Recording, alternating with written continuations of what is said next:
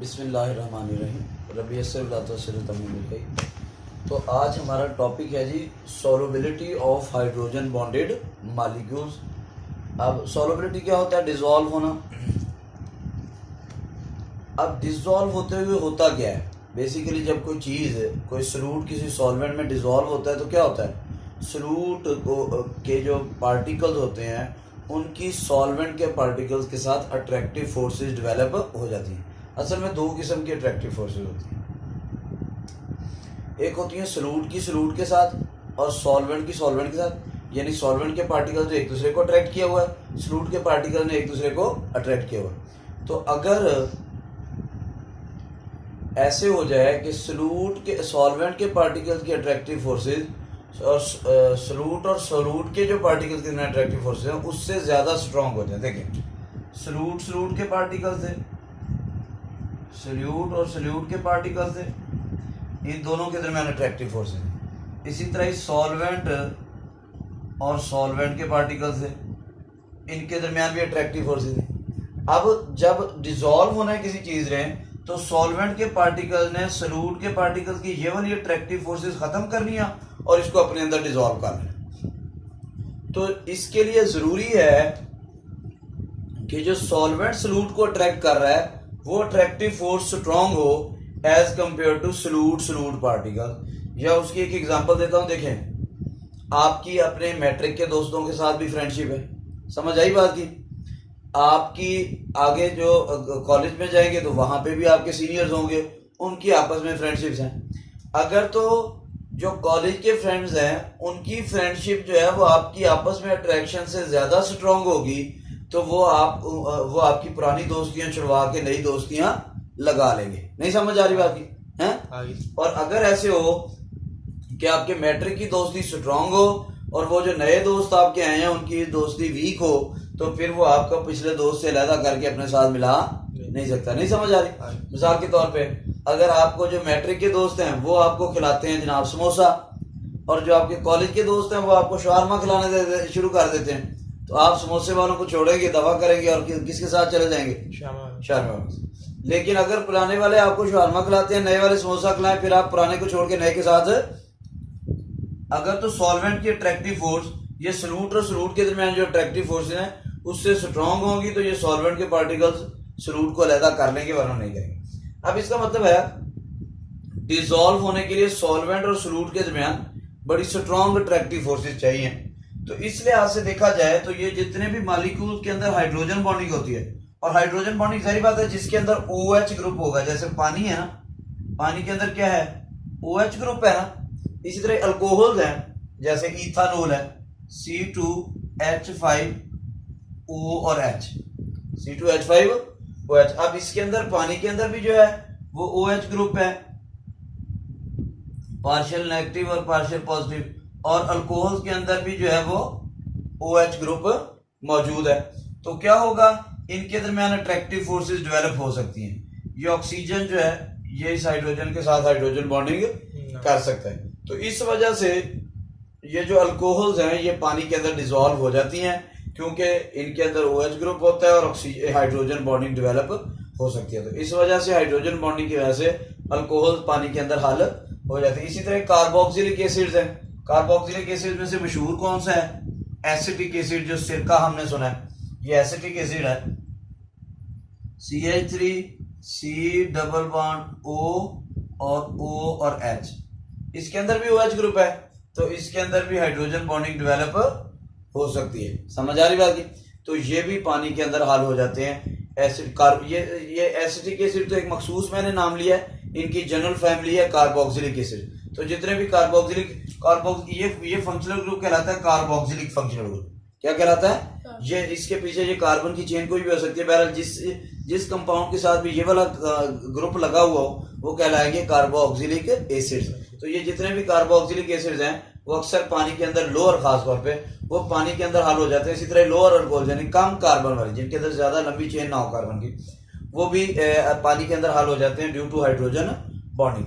जबकि जो अल्केन्स हैं, हाइड्रोकार्बन हैं, जैसे मीथेन, इथेन, प्रोपेन है, अब उनके अंदर क्या होता है? कार्बन चेन होती है, सिर्फ कार्बन चेन होती है। कोई भी ज्यादा स्ट्रॉन्ग इलेक्ट्रोनेगेटिव एटम मौजूद नहीं होता। ये मैंने 3 कार्बन वाला बनाया है, ये 4 5 7 जितने वाला मर्जी हो। अब इसके अंदर आप देखें कहीं कोई OH ग्रुप या कोई इलेक्ट्रोनेगेटिव एटम है नहीं। कार्बन की इलेक्ट्रोनेगेटिविटी 2.5, हाइड्रोजन की है 2.1, तो इलेक्ट्रोनेगेटिविटी का डिफरेंस बहुत कम है। इलेक्ट्रोनेगेटिविटी का डिफरेंस बहुत कम है। ये बॉन्ड नॉन पोलर है, इस वजह से ना तो इसके अंदर हाइड्रोजन बॉन्डिंग, ना इसके ऊपर पॉजिटिव चार्ज आएगा, ना ये पानी के साथ हाइड्रोजन बॉन्ड बनाएगा, ना ये डिसॉल्व होंगे। तो हाइड्रोकार्बन जो है, यानी कार्बन और हाइड्रोजन के कंपाउंड, सिर्फ कार्बन और हाइड्रोजन के कंपाउंड वो पानी में हल नहीं होते, उनकी सॉल्युबिलिटी बिल्कुल कम होती है। ठीक है जी। तो अल्कोहल और कार्बोक्सिलिक एसिड ये पानी में हल हो जाते थे हाइड्रोजन बॉन्डिंग की वजह से, जबकि ये जो है दूसरा हाइड्रोकार्बन ये पानी में हल नहीं होते क्योंकि इनकी हाइड्रोजन बॉन्डिंग। अच्छा, आगे चलते हैं जी, स्ट्रक्चर ऑफ आइस की बात करते हैं। आइस का स्ट्रक्चर कैसा होता है? स्ट्रक्चर ऑफ आइस, बर्फ के स्ट्रक्चर की हम बात करते हैं। बर्फ का स्ट्रक्चर बड़ा अजीब है। बर्फ के अंदर आप मुझे ये 3-4 पेंसिलें दिखाएं जरा। बर्फ का फॉर्मूला क्या होता है? आइस का फॉर्मूला क्या होता है? आइस का मॉलिक्यूलर फॉर्मूला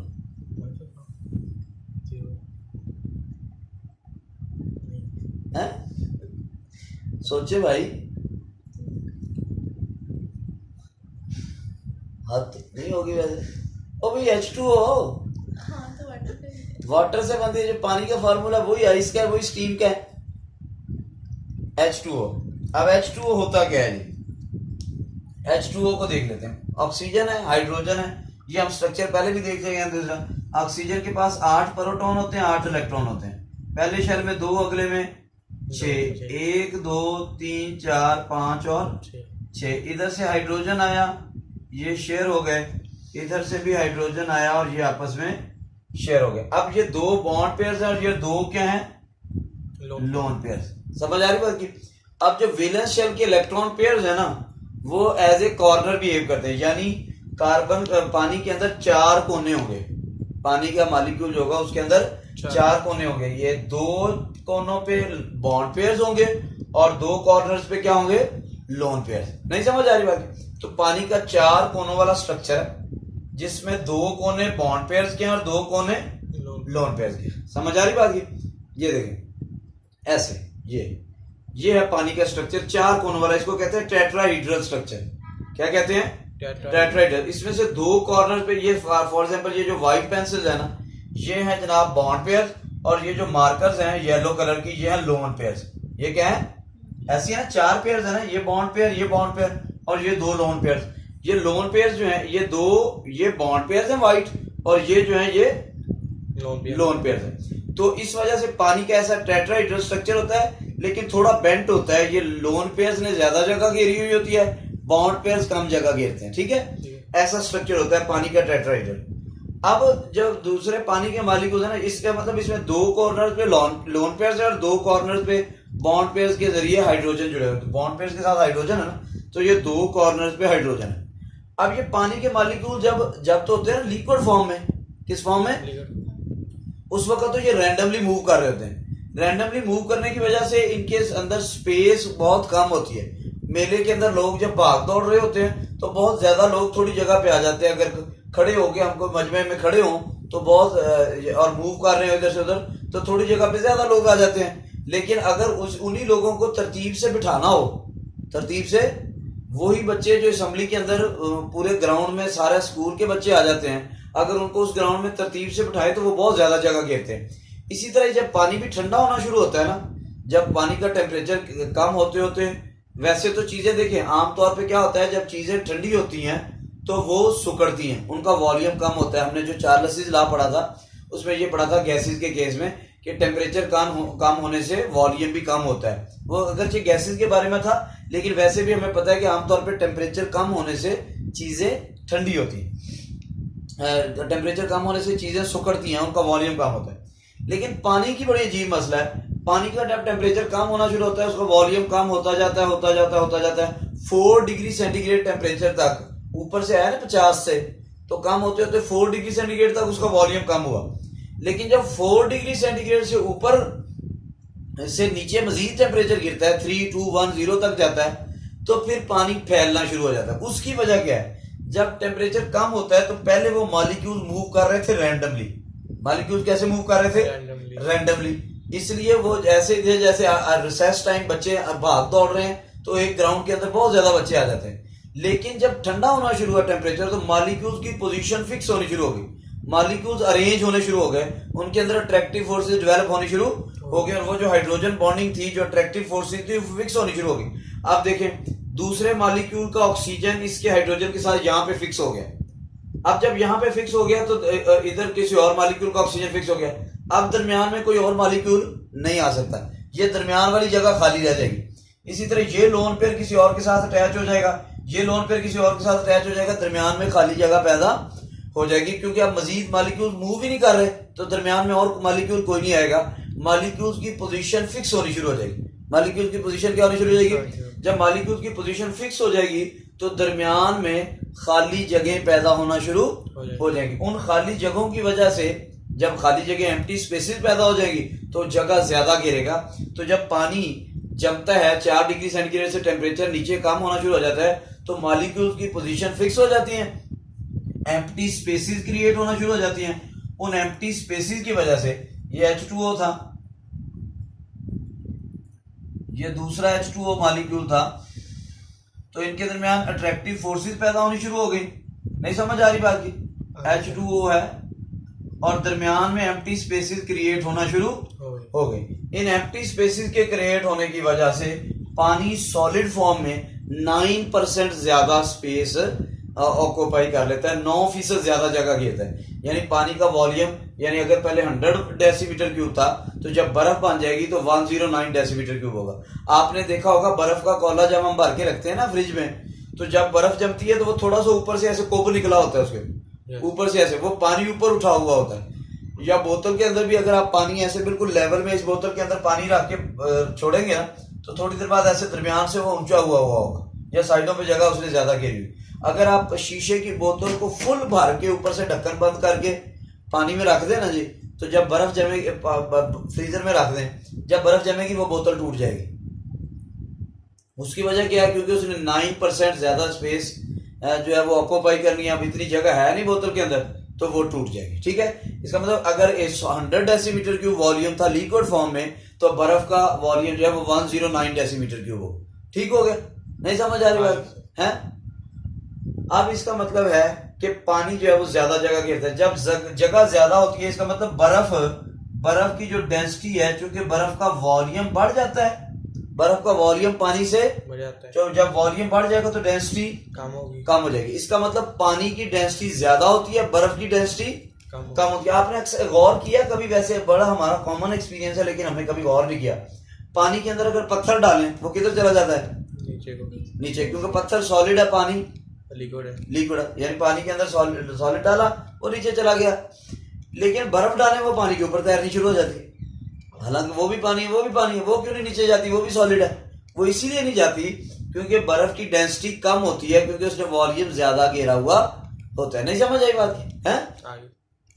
तो इस वजह से बर्फ ऊपर तैरती है। जब भी आप पानी में बर्फ डालते हैं, ठीक है, और जरूर डालनी चाहिए, उससे फिर बोतल थोड़ी देनी पड़ती है। ऐसे ही होता है ना, मेहमान जब आए तो जनाब बर्फ ज्यादा डाल दें तो फिर थोड़ी बोतल देनी पड़ती है। बहरहाल हमारा जो क्वेश्चन है वो ये है कि जब वॉल्यूम बढ़ जाता है तो डेंसिटी कम हो जाती है, तो इस वजह से बर्फ जो है वो पानी के ऊपर तैरती है। अब दरियाओं झीलों के अंदर होता क्या है? यही काम होता है कि जब बाहर का माहौल ठंडा होता है ना तो पानी का टेम्परेचर भी कम होना शुरू हो जाता है। कम होते होते जब 4 डिग्री सेंटीग्रेड तक पहुंचता है ना तो 4 डिग्री सेंटीग्रेड पे फिर वो जो ठंडा पानी है वो हल्का हो जाता है। उससे कम जब मजीद टेम्परेचर कम होता है तो वो हल्का पानी ऊपर आ जाता है, उसकी डेंसिटी कम हो जाती है और ऊपर वाली साइड पे वो जमना शुरू हो जाता है। तो ऊपर सारी बर्फ की तह वो स्केटिंग करते हैं ना, तो वो ऊपर बर्फ की तह होती है, जहां पे सुराख होता है वो अंदर चले जाते हैं। वो इसी वजह से होता है क्योंकि ऊपर से पानी जमा हुआ होता है। लेकिन जब पानी ऊपर से जम जाता है, अब वो नीचे वाले पानी की हीट को बाहर जाने नहीं देता, तो नीचे वाला पानी जो है वो अपना टेम्परेचर थोड़ा गर्म रहता है और ऊपर वाला पानी बिल्कुल ठंडा होकर बर्फ जम जाती है। यानी जो वो बर्फ है वो इंसुलेटर का काम कर रही है, वो नीचे वाले पानी को ठंडा होने नहीं दे रही। इस वजह से मछलियां और दूसरे जो पौधे हैं वो पानी के बर्फ के नीचे जिंदा रहते हैं। देखिए अल्लाह ताला ने बर्फ को ही मछलियों के लिए कंबल बना दिया, यानी हमें सर्दी से बचाता है कंबल, और मछलियों को सर्दी से अगर ठंडा हो जाता सारा पानी तो वो मछलियां तो जम जाती, मर जाती। अल्लाह ताला ने उनको मछलियों को सर्दी, हम बर्फ को ठंडक के लिए इस्तेमाल करते हैं और बर्फ मछलियों को ठंडक से बचाती है। तो ये अल्लाह ताला की कुदरत है। बहरहाल हाइड्रोजन बॉन्डिंग जो है वो उसी की वजह से मछलियां जो हैं वो समंदर के नीचे, जितनी भी समुद्री चीजें हैं वो जमे हुए पानी के नीचे जिंदा रह सकती हैं। लेकिन कभी दिखाते हैं कि जो मूवी में देखते हैं, जो नीचे वो पानी के जमा होता है ऊपर से, जो बंदा नीचे गिरता है जम जाता है नीचे आगे पानी के नीचे जम जाता है। हाँ जी। कौन बंदा? हाँ जी। नहीं, ऐसा तो कभी नहीं होता। ये होता है वो पानी इतना गर्म भी नहीं होता कि वो बॉयल हो रहा हो, नॉर्मल होता है, ना ज्यादा ठंडा ना, लेकिन वो ह्यूमन वो जो बॉडी का टेम्परेचर है उससे तो कम ही होता है ना। देखा 4 डिग्री सेंटीग्रेड तक तो होगा ना टेम्परेचर, 4, 5, 6, तो वो बहुत कम टेम्परेचर है। फिर भी तो इस वजह से उसका वो ठंडा तो इंसान को लगता है, लेकिन इतना मछलियों के लिए वो गुजारा कर जाता है। अल्लाह आप सबका उम्मीद से ये रीडिंग कर। Water is the best example of hydrogen bonded system. पानी जो है वो हाइड्रोजन बॉन्डेड सिस्टम की बेहतरीन मिसाल है। Similarly ethyl alcohol also has the tendency to form hydrogen bonds. इसी तरह इथाइल अल्कोहल भी हाइड्रोजन बॉन्ड्स बना सकते हैं। So ethyl alcohol can dissolve in water because both can form hydrogen bonds with each other. Ethyl alcohol पानी में हल हो सकती है क्योंकि दोनों हाइड्रोजन बॉन्ड बना सकते हैं एक दूसरे के साथ। Similarly carboxylic acids are also soluble in water. Carboxylic acids भी पानी में हल हो जाते हैं if their sizes are small. Hydrocarbons are not soluble in water, जबकि हाइड्रोकार्बन पानी के अंदर हल नहीं होते because they are non polar compounds and there are no chances of hydrogen bonding between water and hydrocarbon molecule. Structure of ice. The molecules of water have tetrahedral structure. पानी के molecule का 4 कोनों का, मैंने टेट्राहेड्रल स्ट्रक्चर आपको बना के दिखाया था ना, ये 4 कोने थे क्योंकि 4 पेयर्स है ना इलेक्ट्रॉन पेयर, 2 बॉन्ड और 2 लोन पेयर, उसमें से 2 लोन पेयर्स और 2 बॉन्ड पड़े। 2 lone pairs of electron on oxygen atom occupy 2 corners of tetrahedron. ये 2 लोन पेयर है, इसलिए टेट्राहेड्रॉन। टेट्राहेड्रॉन कहते हैं 4 कोनों वाला शक्ल, उसके 2 कोने घेरे हुए होते हैं। In the liquid state water molecules are extensively associated with each other. Liquid हालत में पानी के मॉलिक्यूल्स एक दूसरे के साथ पक्के जुड़े हुए होते हैं। And these associations break and are reform because the molecules of water are mobile. Liquid state में जो है वो मॉलिक्यूल्स एक दूसरे का पक्के जुड़े होते हैं और इस वजह ये एसोसिएशन बनती भी रहती हैं और टूटती भी रहती हैं। When the temperature of water is decreased and ice is formed, then the molecules become more regular. जब पानी का टेम्परेचर गिरता है और बर्फ बनती है तो मॉलिक्यूल्स ज्यादा रेगुलर हो जाते हैं। And this regularity extends throughout the whole structure, और ये रेगुलरिटी पूरे स्ट्रक्चर में फैल जाती है। Empty spaces are created in the structure as shown in the figure. That is why when water freezes, it occupies 9% more space and its density decreases. इस वजह से जब पानी जमता है तो ये 9% ज्यादा जगह गिरता है, इसकी डेंसिटी कम हो जाती है। The result is that ice floats on water. उसका नतीजा ये निकलता है कि बर्फ पानी के ऊपर तैरना शुरू होती है। The structure of ice is just like the diamond because each atom of carbon in diamond is at the centre of tetrahedron just like oxygen of water molecule. तो जैसे वहां पे डायमंड के अंदर कार्बन होता है सेंटर पे, यहाँ पे ऑक्सीजन है टेट्राहेड्रॉन के सेंटर पे। The lowest density of ice than liquid water at 0 degree centigrade causes water and ponds and lakes to freeze from surface to the downward direction. पानी डेंसिटी जो बर्फ की होती है वो कम होती है लिक्विड वाटर के मुकाबले में, उसी वजह से पानी जो है वो सतह से जमना शुरू होता है। Water attains the temperature of 4 degree centigrade by the fall of temperature in the surrounding. इर्द गिर्द के टेम्परेचर गिरने की वजह से पानी 4 डिग्री सेंटीग्रेड टेम्परेचर पे आ जाता है। As outer atmosphere becomes further cold, the water at the surface becomes less dense. जब इर्द गिर्द का माहौल मजीद ठंडा होता है तो पानी सतह पे हल्का हो जाता है। This less dense water below 4 degree centigrade stage on the top of slightly warm water underneath. ये जो हल्का पानी है ये नीचे वाले गर्म पानी के ऊपर टिक जाता है।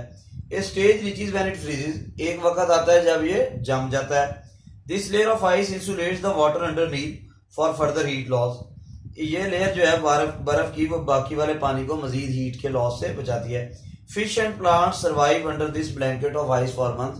मछलियाँ और पौधे इस कंबल के नीचे बहुत अरसे जिंदा रहते हैं। Keeping the whole discussion in the view, we are forced to believe that the pattern of life for the plants and animals would have been totally different in the absence of hydrogen bonding in water. अगर hydrogen bonding ना होती पानी के अंदर तो पौधों और मछलियों की जिंदगी बिल्कुल मुख्तलिफ होती। अल्लाह आप सबका हामी नज़र।